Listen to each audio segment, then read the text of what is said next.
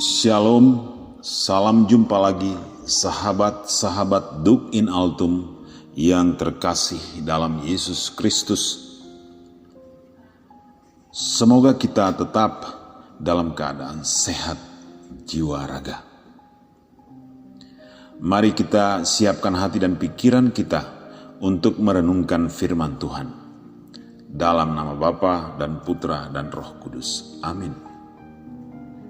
Bacaan hari ini diambil dari Injil Lukas bab 9 ayat 1 sampai dan dengan ayat 6. Yesus mengutus ke-12 murid.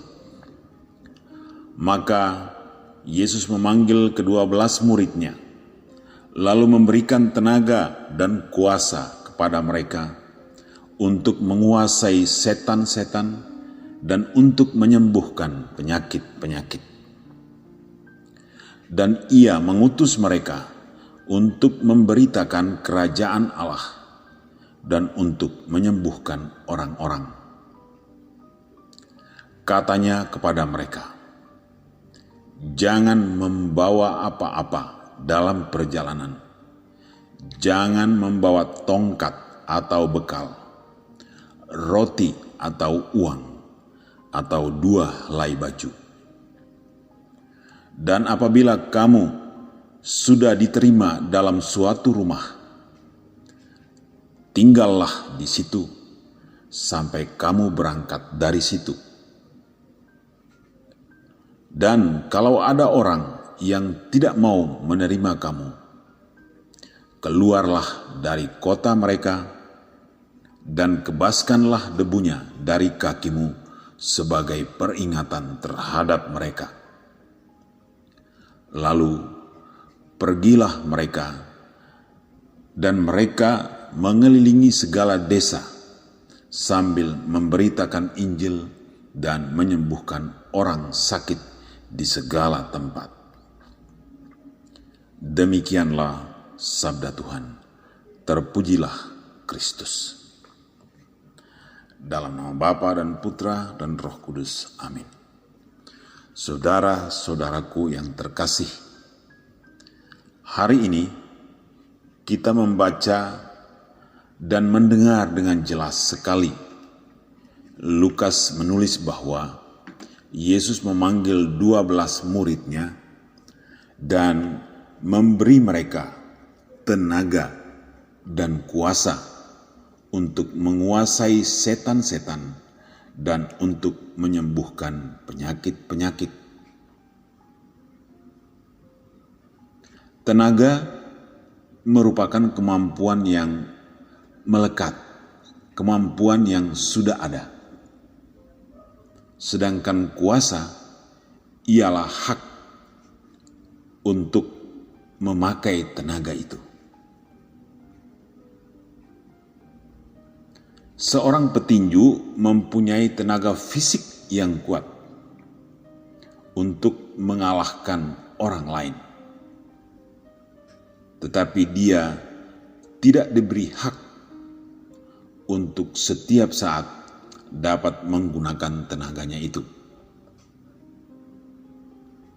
Tetapi murid-murid Yesus ini, ke-12 rasul, diberi tenaga sekaligus hak untuk menggunakan tenaga itu. Lalu kita perlu bertanya, tenaga apa yang Yesus berikan kepada para rasul? Lukas tidak menyebutkan dan menjelaskan secara rinci bagaimana cara Yesus memberikan tenaga kepada ke-12 muridnya. Apakah semacam pencurahan Roh Kudus? Saya kira tidak. Karena Roh Kudus akan diutus setelah Yesus kembali ke surga. Atau apakah seperti orang yang setelah belajar bela diri, lalu diisi tenaga dalamnya? Yang ini apalagi pasti tidak. Lalu tenaga seperti apa yang Yesus berikan kepada murid-muridnya? Saudara-saudaraku yang dikasihi Yesus Kristus, pada saat-saat tertentu, sama halnya seperti saat perjamuan terakhir, sebelum-sebelumnya Yesus juga pasti sering mengumpulkan ke-12 muridnya untuk semacam evaluasi dan atau semacam membuat rencana-rencana baru untuk pewartaan tentang kerajaan Allah, untuk pelaksanaan tugas-tugas mereka mewartakan kerajaan Allah ketika mereka melakukannya bersama-sama saat itu. Nah, hari ini secara khusus kita mendengar bahwa ke-12 rasul dikumpulkan untuk diberi tenaga dan kuasa untuk menguasai setan-setan dan untuk menyembuhkan penyakit-penyakit. Saudara-saudaraku, tenaga dan kuasa yang Yesus berikan kepada ke-12 muridnya adalah penyadaran akan keikutsertaan Bapa. Kesadaran inilah yang menjadi tenaga utama, bahwa Allah Bapa sendirilah yang akan menyertai para murid ini dalam karya-karya perutusan mereka. Sekali lagi, kesadaran akan kehadiran Allah Bapa inilah yang menjadi tenaga utama untuk dapat menguasai setan-setan dan untuk menyembuhkan penyakit-penyakit. Jadi, ke-12 murid ini dipanggil oleh Yesus berkumpul untuk diberikan tenaga. Maksudnya bahwa Yesus mengumpulkan murid-muridnya itu untuk diberi pengajaran, atau lebih tepat diberi penyadaran bahwa yang menyertai mereka adalah Allah Bapa sendiri.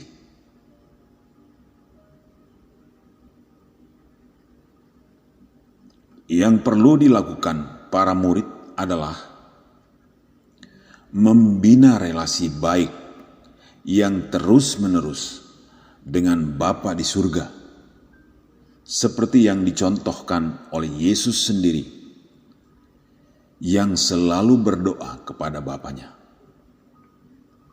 Dengan demikian, kesadaran akan kehadiran Allah Bapa senantiasa terjaga, sehingga para murid tidak mengandalkan diri sendiri, tetapi andalan utama mereka adalah Bapa sendiri. Kalau mereka sungguh-sungguh menyadari kehadiran Allah Bapa dan mereka menjadikan hal itu, dan mereka menjadikan hal kesadaran mereka akan kehadiran Allah Bapa itu sebagai andalan, maka mereka tidak akan menyombongkan diri bahwa keberhasilan mereka untuk menguasai setan-setan, untuk menyembuhkan penyakit-penyakit, sebenarnya bukanlah karena usaha mereka sendiri, tetapi itu terjadi karena keikutsertaan Allah Bapa. Tugas utama para murid adalah menyadari akan kehadiran Allah Bapa. Bagaimana dengan kita saat ini? masih sama. Apa yang perlu kita lakukan masih sama, yaitu kita diharapkan untuk rajin-rajin berdoa, rajin-rajin membaca kitab suci, rajin-rajin mengikuti misa, rajin-rajin mengikuti berbagai kegiatan yang dilaksanakan gereja untuk meningkatkan dan mendewasakan iman kita. Iman kita kepada siapa? Tentu saja kepada Bapa di surga yang terlihat dengan jelas dalam diri Yesus Kristus. Dengan demikian, kita juga akan diberikan tenaga. Dan tenaga yang diberikan kepada kita saat ini, sebagaimana Yesus sudah menjanjikan, yaitu tidak lain dan tidak bukan, tenaganya adalah Roh Kudus. Kalau kita setiap saat merawat kesadaran kita akan hadirnya Roh Kudus dalam hidup kita, maka kita akan berkembang dalam iman dan juga di dalam kehidupan praktis kita setiap hari. Saudara-saudaraku yang dikasihi Yesus Kristus, ini adalah sharing untuk kita semua, tetapi terutama sharing ini juga yang paling pertama saya tujukan kepada diriku sendiri, bahwa kesadaran kita tentang kehadiran Bapa di surga yang terlihat nyata di dalam Yesus Kristus dalam persekutuan dengan Roh Kudus adalah tenaga kita yang utama. Marilah kita hening sejenak untuk berdoa. Bapa di surga, kami bersyukur atas rahmat kekuatan jiwa raga, atas rahmat kesehatan jiwa raga yang senantiasa Engkau berikan kepada kami. Kami berterima kasih karena Engkau menyadarkan kami bahwa tenaga yang Engkau berikan kepada kami saat ini adalah Roh-Mu sendiri. Sadarkanlah kami senantiasa bahwa Roh-Mu ada di dalam diri kami. Demi Yesus Kristus, Putra-Mu, Tuhan dan Juru Selamat kami. Amin. Dalam nama Bapa dan Putra dan Roh Kudus. Amin.